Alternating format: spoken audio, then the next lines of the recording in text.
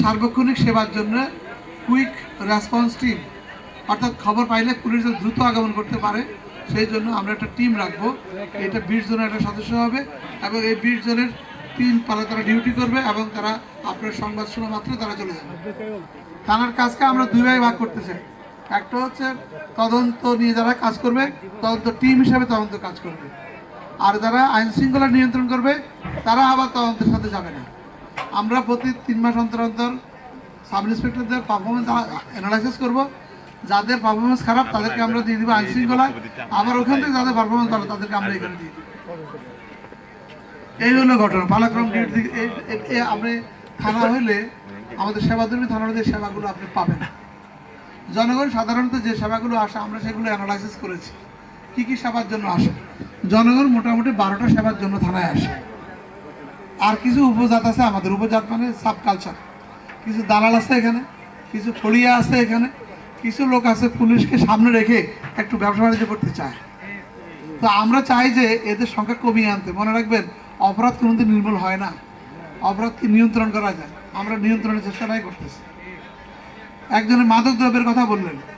মাদক দ্রব্যের জন্য পুলিশকে আপনি ব্লেম করতে পারেন না। কেন পারবেন না? কারণ মাদক দ্রব্য বাংলাদেশে যতটা না হয় বাইরে থেকে বেশি আসে। কারা সীমান্তে এসে আসে আপনারা জানেন। মাদক দ্রব্য নিয়ন্ত্রণের জন্য একটা অধিদপ্তরে আছে, তারা জানেন। পুলিশ হলো টাসিয়ারি, অর্থাৎ ফার্স্ট, সেকেন্ড, তারপর 3 নম্বর হলো পুলিশ। তো আগের দুজনরা আপনারা কেউ কিছু বলছেন না, শুধু আপনি আমাদেরকে বলছেন। এটা আমাদের মধ্যে অফিসার হয়ে যাচ্ছে না? আমরা চাই যে ওই যে সামনে 2 প্লেয়ার আছে, সেই 2 প্লেয়ারকেও ধরেন, আমাদেরকে যেভাবে ধরছেন। আমরা আপনাদের সেবায় নিয়োজিত।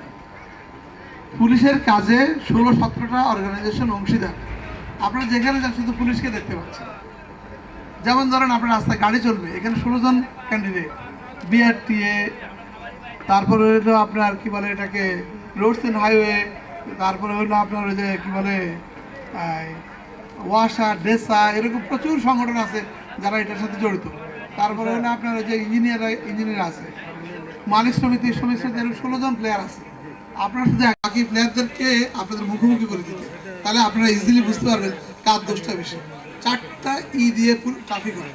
ট্রাফিক এডুকেশন, এটা দায়িত্ব হচ্ছে বিআরটি এবং সড়কের, মানে সড়কের যোগাযোগ মন্ত্রণালয়।